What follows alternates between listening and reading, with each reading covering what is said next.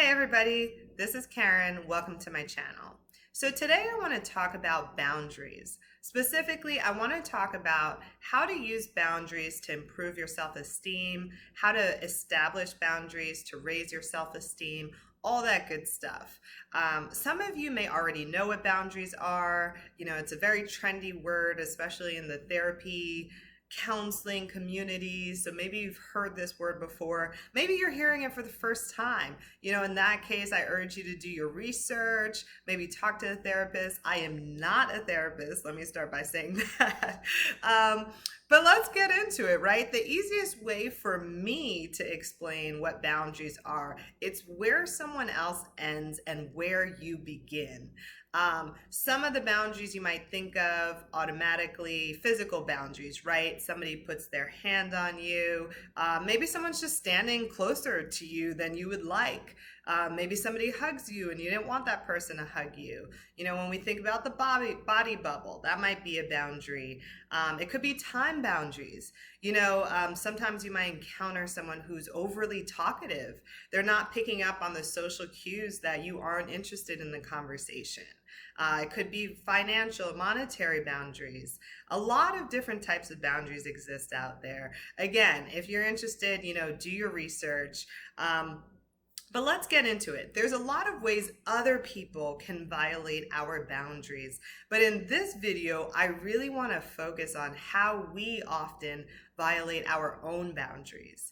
And let me just give you a few examples. You know, I remember one time, you know, when I first started kind of getting into boundaries and evaluating my own personal relationships with family, friends, all that, you know. And sometime, you know, this one time someone said something that hurt my feelings.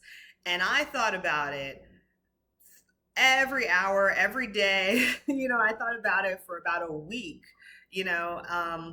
And at some point, I had to stop and ask myself, okay, this person made an off-putting remark in about 30 seconds, right? So is the problem really what this person said? This person said this thing and just went about living their lives and probably never thought about what they said ever again, right? So is the problem really with this person, or is the problem that I am here now replaying this remark over and over and over again? It's on the mental movie. I'm replaying it every hour, every day, weeks. You know, sometimes we think about something someone said years ago, which, you know, it's totally valid, whatever our experience is, but in some ways it's a little silly, right? Because that person probably said it, walked away, and never thought about it again. So are we violating our own time boundaries? Is this how we want to spend our time on earth? Is this what we want to give our energy to? So very often we violate our own boundaries that way. You know, another example I can give you is sometimes with family members, right? Sometimes family, you want to vent to them. And then every time it could be a friend too, every time you vent to them, you're not really getting that validation you want. Maybe every time you vent to them, they just tell you that it's your fault. You know, they're not validating you. Maybe they start blaming you every time you come to them with something that's like deeply personal. Again, you know, could that person have another approach? Maybe. But then let's boil it down. Is the problem really with this person, or is the problem you keep going to this person expecting a certain response, knowing that that has not historically been the response you've gotten? You know, in my support group, they call it going to the hardware store for milk, right? So you're going to the hardware store, you're going there to buy some milk, you get there, there's no milk there. Is there a problem with the hardware store? No, I mean, maybe, but that's not the problem. The problem is that you are going there to buy something that you already know is not there, right? So if you know there's somebody in your life who does not emotionally validate you, and you keep returning to this person with your problems, then you have to ask yourself, Why am I going to this person for something that, and I already know they're not going to give me the response I want, and I already know that this is not going to make me feel better, right? So at some point, we have to stop and ask ourselves, are we violating our own boundaries, right? Here at KarenBlanc.com, we take 100% responsibility for our lives. Are other people perfect? Of course not. Are there things other people can work on? Of course, but we can't control other people. So we are here taking responsibility for our own lives. So another thing to note about, once you kind of go in this direction, maybe having some faulty boundaries, it starts to become an obsession with other people's behavior. I gave you an example of some of the types of boundaries. It doesn't have to be that concrete. It could be simply someone who's overstepping, someone who's trying to fix a problem that's not really theirs. You're venting to someone about a problem and they're trying to fix it as if they are the ones in that problem, and they are not. It could simply be, an overstep, and that could easily become an obsession with other people's behavior. And we really want to get to the point where we're able to keep the focus on ourselves. So this is the connection that I've seen between boundaries and self-esteem, right? So every time we make a promise to ourselves, we are creating an opportunity for our self-esteem.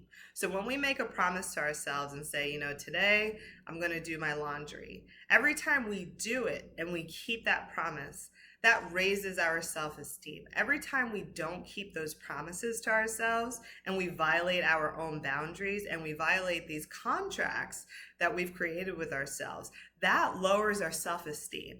We've all done it. Let me give you a few examples, right? So we say, I'm not going to have any dessert. I'm not going to have any carbs. And then we go to that meeting where there's cookies and bagels. We eat it and we feel horrible, right? And that's not entirely physical. A lot of the time is because we made a promise to ourselves, even if it seems super small. We made a promise to ourselves and we didn't keep it. I'm going to work out every single day this week, right? And we barely made it to the gym one day. Now we feel horrible about ourselves. I'll give you another one that I've been guilty of. I'm never going to talk to this person again. How realistic is that? And then inevitably we end up talking to that person, and that lowers our self-esteem. It could be we're getting out of a dating situation. I don't want to see this person anymore, right? And then we find ourselves being roped back in, and then that lowers our self-esteem. So those are just some examples of how we violate our own boundaries.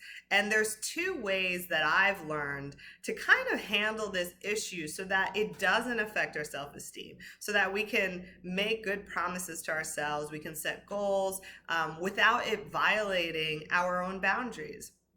So number one is not setting limits that are so harsh. Right? If I say I'm never going to eat carbs again, I mean, how likely am I to go through with that? I remember when I was getting divorced and, things were really, things were just not really amicable between me and my ex-husband. And, and I remember saying, I'm never going to talk to him again. I said that so many times, but we have a child together. We share custody of a child. How likely is it that I'm never going to talk to this person again, right? So sometimes it's not setting the boundary so harsh. Look for those keywords, never. Right? What are the chances, if there's something that you've made a habit, what are the chances you're never going to do it again? So start to look for those keywords. I'm never going to talk to this person. I'm never going to tell this person anything again. Anytime we make those conditions and we can't keep them, it hurts us. So sometimes the problem is not setting it too far in advance. So sometimes, I might say, let's say I am trying to clean up my diet. I'm trying to avoid sweets. I might say, I'm just not going to have it today. And that's it. If it's a personal relationship that I'm having issues with, I might say, well, I don't know if I'm going to talk to this person again. Maybe just give yourself some room to grow. Give yourself some room to go through the feelings that you're feeling that might make you, it's called the amputation method, when you're just like cutting the limits so extreme, right? Just and some things it's not as easy to find some middle ground between. Sometimes you really do have to set a line in the sand. And that comes to number two, right? So, number one is, do you have to set the bar so extreme, right? Can you find some middle ground? Can you say, well, maybe I'll do this? And then number two is, make a promise and follow through with it. Start with small promises, right? Let's say you're engaging with somebody who you no longer want to engage with. Maybe it's a friend who, you're no longer really friendly with, and, their behavior is kind of negative or toxic, and you're trying to, maybe you tell yourself, like, all right, well, I might still continue to talk to this person, but this isn't really the kind of person I want to hang out with in person. Maybe every time you go out with a friend or something like that, they get into an argument with somebody, and that's not really a pleasant experience for you, right? So rather than saying, I'm never going to talk to her again, right? Maybe you say, well, for the time being, I don't think I'm going to go out with her, but, I would still answer the phone if she called me, right? Like, I would still text, I would still be there for her if she called me, something like that. Set the bar to something that is achievable in small steps, and then just work up to the big stuff, right? So set a smaller boundary, execute, keep that promise to yourself, maybe it's somebody like you every time you open up to them about something vulnerable or personal, they kind of use that information against you. Maybe it's not, oh, I'm never going to open up to this person again. Maybe it's like, I think I'm going to call someone else first. Before I call this person, I think I'm going to try somebody else. So maybe we set these little goals, and then it gives us some space to take time, reevaluate, and then we can kind of build up to those larger boundaries that we may have to set. Also, as we're going through our life experiences, we don't always know what boundaries we have to set. So sometimes this is trial and error. Sometimes we set a boundary and we say, you know what, that was a little too firm. Let me dial it back. But the small boundaries you do set, those small targets you do set with yourself, make sure you execute. It's going to make a big difference in how you feel on a regular basis. And the other point is that a lot of times when we do make promises to ourselves and we don't keep them, it tends to be an energy leak. I once read a book about manifestation, specifically abundance, material abundance, financial abundance, and it talks about finding where your energy leaks are. So when we tell ourselves, like, I'm gonna take this trip this weekend, I'm gonna get these 15 things done, I'm gonna call 15 people this day or this month, or when we set these kind of extreme goals, we set too many of them, we don't execute on any of them, if they become energy leaks. Even if you've forgotten about it, even if they seem kind of small or not that important to you, your body remembers, your subconscious remembers. Your subconscious knows you made a promise to yourself, and when you don't execute on it, your subconscious knows you didn't keep it. So even if you're not consciously aware, even if these aren't conscious promises you're making to yourself, know and believe that you feel it. You are feeling the effects of it. So let's go out there. Let's take 100% responsibility for everything in our lives, and let's see what is in our control. What boundaries can we set? How can we execute on the things we want? That is all for today. Thank you for joining me, and I will see you all soon. Bye.